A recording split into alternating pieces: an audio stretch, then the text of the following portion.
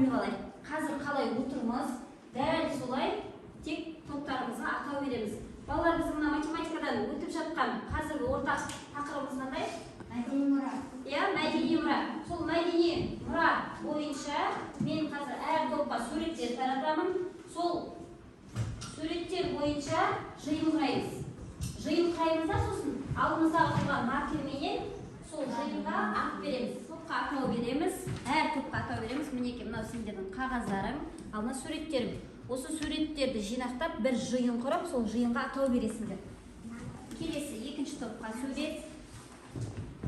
Мінекей қағаздарым, анау маркерден және суреттерім. Осы суреттерден жинақтап жиын құрамыз. Келесі үшінші топ. Үшінші топқа. Мінекей қағаздарым, маркерлерім, суреттерден қосып өздеріңіз жиынға атау бересіңдер. Мінекей төртінші топ. Сіздердің қағаздарыңыз және суреттеріңіз. Осы сурет бойынша жиында жинақтап атау береміз.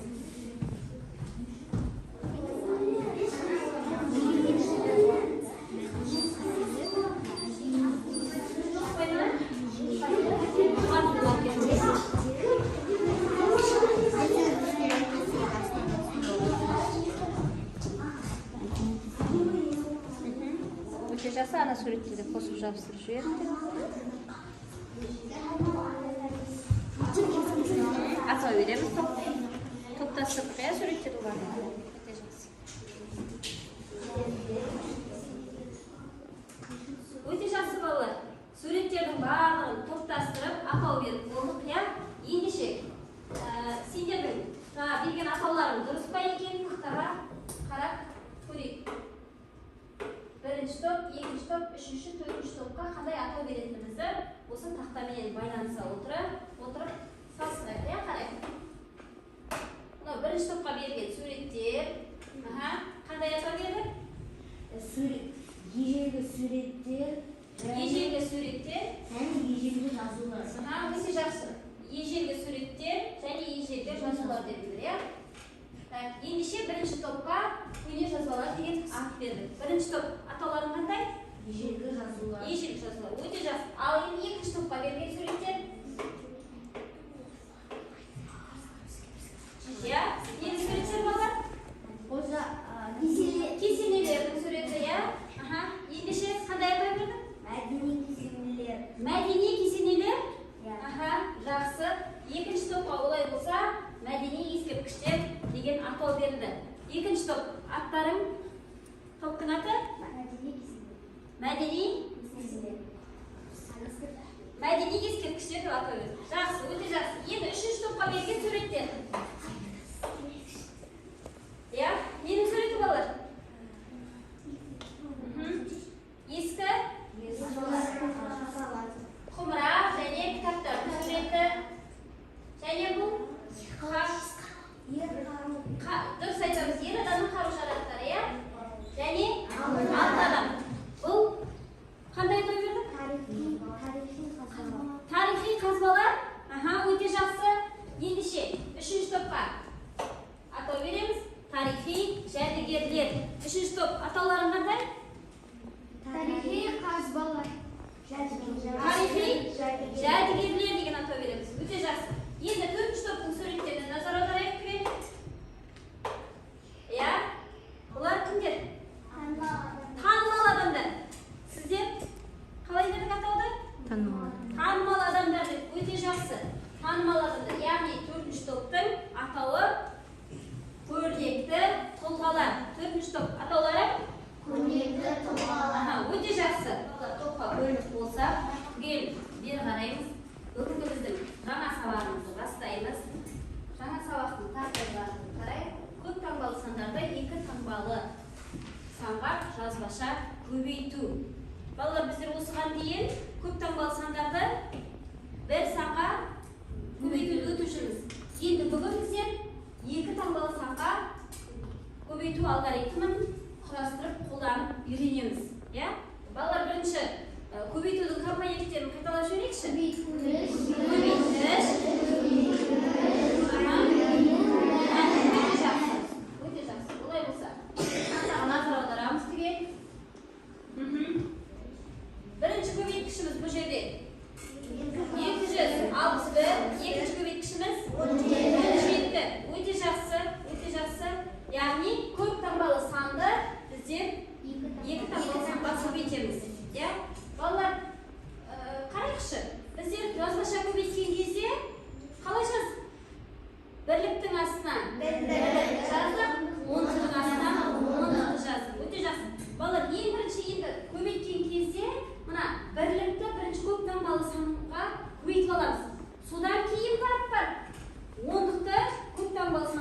бүйтіп аламыз да, сосын екеуінен шыққан мәнді бір-біріне қосамыз.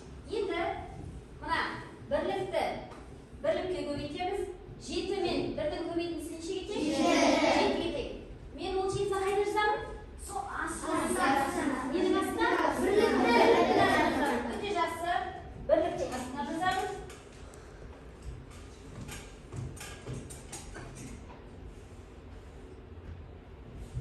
Одан кейін бірлікті 10-ға көбейтеміз. 7 мен 6-ның көбейтіндісі неше болады? 42. 42-ның нешесін жазамын? 2-сін жазамын. 4-ті ойда. Өте жақсы. 4-ті ойда. Одан кейін 7 менен бірлікпенен жүздікті көбейтемін. 7 мен 2-ның көбейтіндісі 14-ге тең. Және ойдағы 4-пенен 18-ге тең. 18-ге тең. Өте жақсы. Балалар, 1827. Бұл жерде бірінші толық емес көбейтіндінің мәні шықты. Яғни, мына бірлікті көп таңбалы санға көбейткендегі бірінші толық емес көбейтіндінің мәні шықты. Енді нешені көбейтемін? 10-ды, яғни 1-ді мен 261-ге көбейтіп, кезектесіп көбейтіп шығуым керек. 1 мен 1-дің көбейтіндісі 1-ге тең. Мен қайда жазсам? 10-ның астына неліктен? Дұрыс. Біздер себебін не істеп жатырмыз? 10-ды көбейтіп жатырмыз. 1 мен 1-дің көбейтіндісі 1-ге тең болса, мінекей. Келесі, 1 мен 6-ның көбейтіндісі 6-ға тең. Өте жақсы. Одан кейін 1 мен 2-ның көбейтіндісі 2-ге тең. Өте жақсы. Екінші толық емес көбейтіндінің мәні шықты. Енді балалар не істеймін деп ойлайсыз? Өте жақсы. Көбейтуде біз қашанда қосамыз. 2 толық емес көбейтіндінің мәнін қоссақ, мына мәні шығады, иә? Так. Енді не істейміз? Артынан бастап қосып шығамыз. 7-ге қосатын сан бар ма? Жоқ. Ендеше 7-ның өзін дәл солай өзінің астына түсіреміз. Одан кейін келесі 2 мен 1-дің қосындысы 3-ге тең, оны да өзінің астына түсіреміз. Одан кейін 8 мен 6-ның қосындысы 4-ін жазамыз. Ойда. Өте жақсы. Одан кейін 2 менен 1-дің қосындысы 3-ге тең, және ойдағы 1 менен неше болады? 4 болады. Өте жақсы. Енді балалар қарайықшы. 261 менен 17-ның көбейтіндісі нешеге тең болды? Өте жақсы. Жарайсыңдар. Сонда біздер балалар 2 таңбалға көбейту үшін не істейміз? 2 толық емес көбейтіндінің мәнін бір-біріне қосып шығарамыз, иә? Өте жақсы. Жарайсың. Ал балалар, түсінікті болды ма? Болды, иә? Ендеше балалар, мына көп таңбалы сандар санымыз біздің 0-мен аяқталатын болса, қалай шығарамыз? Соны үйретемін. Түгел назар аударайық. Мінекей, көрдік па? Менің қалай жазып алғанымды көрдік па? Не істедім? 0-ді не істедім? Иә, 0-ді не істедім? Бөлек алшық, иә? Бөлек шығарып қойдық. Енді қарайық. 0-ді бөлек аламызда, дәл жаңағы есеп не істейміз? Дәл солай шығарамыз.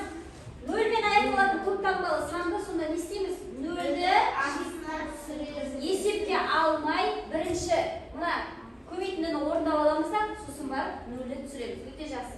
Так, дәл ана жерде қалай тұр? Дәл жаңағы есеп. Дәл солай жазамыз, иә? Бірінші 7-ні 261-ге көбейткенде неше шықты? 1827 шықты. Ал екінші 10-ды 261-ге көбейткенде неше шығады? 261. Өте жақсы. Анда қалай тұр? Дәл жаңағыдай шығарамыз. 261. 2 толық емес көбейтіндінің мәні шықты да, енді не істейміз? Екеуін қосамыз. Қоспас бұрын не істейміз балар? Анағаны есепке алмаған 0-ді мінекей енді 1-ден осы жерге түсіреміз. 0-ді қайда түсіреміз балар? Өзінің астына, дұрыс айтамыз. Дәл өзінің астына түсіреміз. Мына жерде қанша 0 болса, сонша 0 түсіреміз. Одан кейін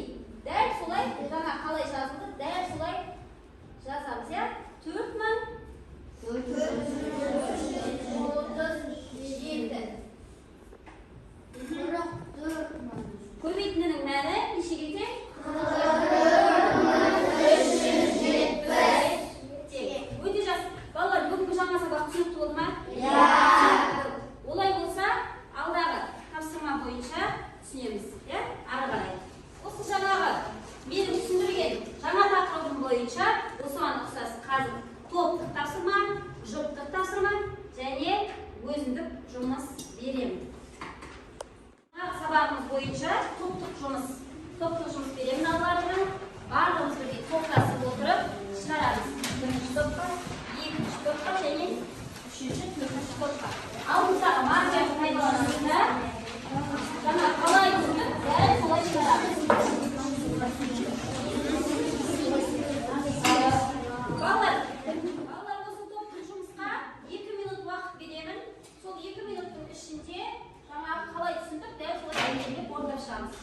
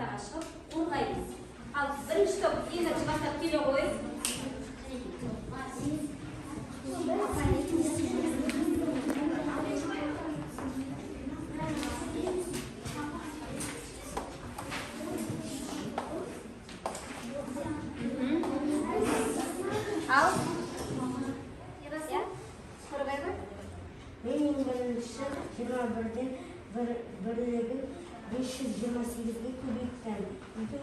Көбейткен кезде 528-ге толық емес көбейтілмей шықты. Енді мен 21-дің 10-ын 2-ні көбейтемін.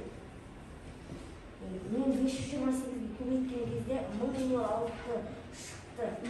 Енді мен осы 2 толық емес көбейтілмейін бір-біріне қосамын. Көбейтілдің мәні 11088 шықты. Шықты дейді. Балалар, дұрыс шығарды ма? Бірінші топ. Дұрыс шығарды. Өте жақсы жарайсың. Олай болса, мынадай көңілі көтеріңкі стикерменен бағалаймын, топтарын. Өте жақсы жарайсыңдар. Енді келесі екінші топ. Екінші топтан кім шығады? Бейбарыс. Келе қойыңдар.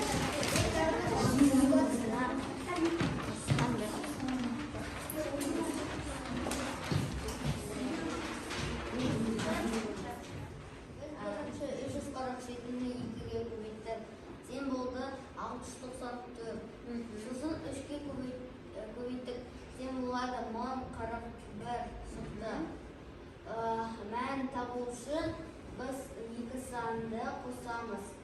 Көбейтінің мәні 11104. 11104 шығыпты балалар. Дұрыс па?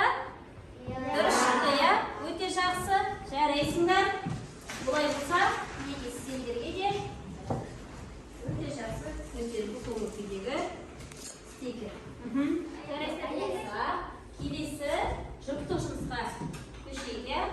Жұптық жұмысты балалар қалай орындайтын едік? Жұппен, яғни қаталасымызбен, ақылдасып, бірігіп отырып, әдемілеп қаламменен орындап шығамыз. Сосын апай жекелеп тексеріп шығады. Ала қойып.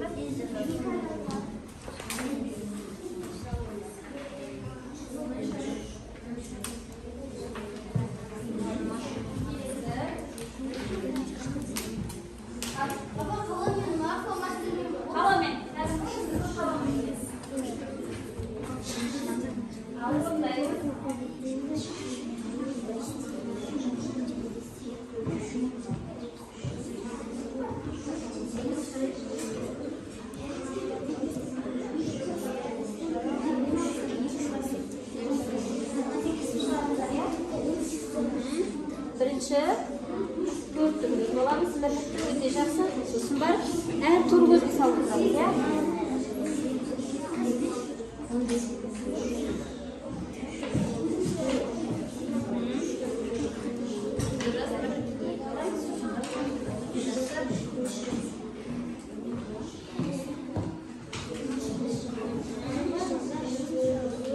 Бірге шығарамыз, иә? Бірге алдынасы отырып.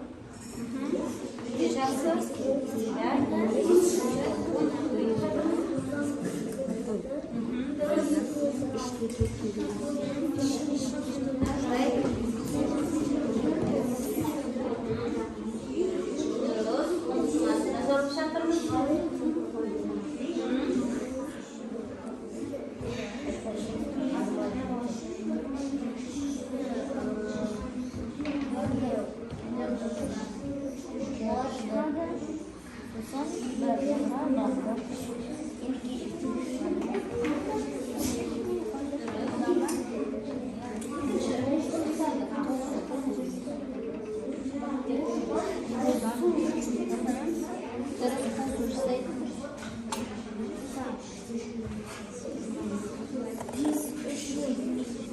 Жаттығушымыз аяқталды.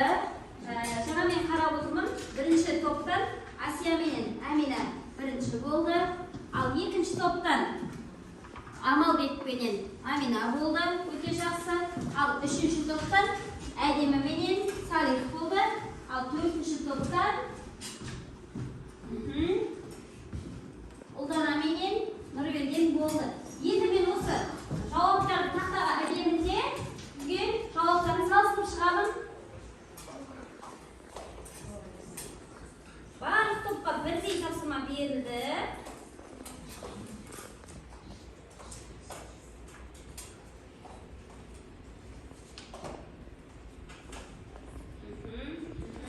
Өте жақсы, өте жақсы, өте жақсы.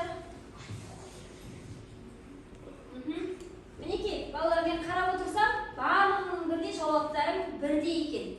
Сондықтан барлығы да дұрыс деген сөз, жаңа тақырыпты жақсы түсіндік деген сөз, жақсы игердік. Әр топқа, барлық топқа жарайсың деген ұпай беремін, иә? Ала қойыңдар. Балалар, жұптық жұмысты аяқтадық.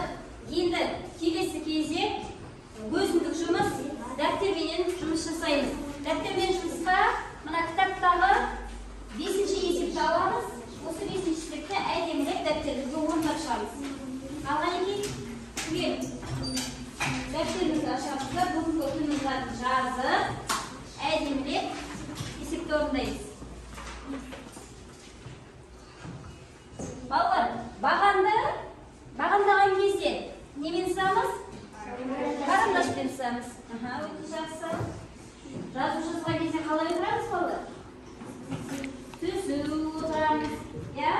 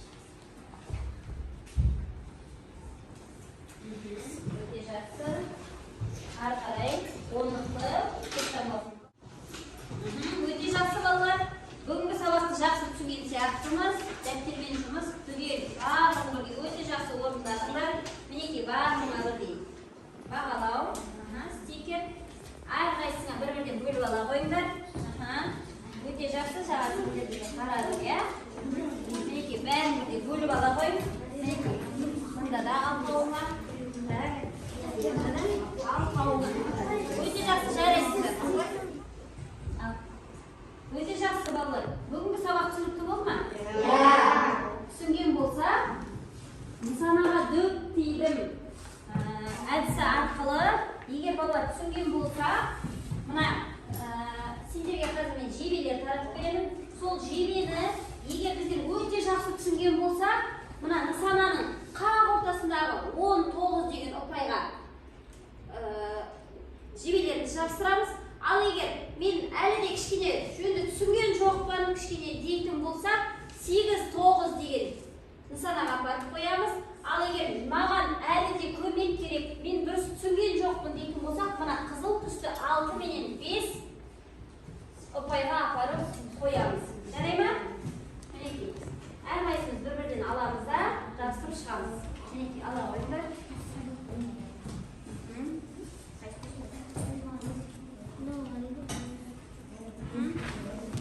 Ал мінекей жабыстырып шығамыз балалар. Әрқайсымыз бір-бірден аламыз да, жабыстырып шығамыз.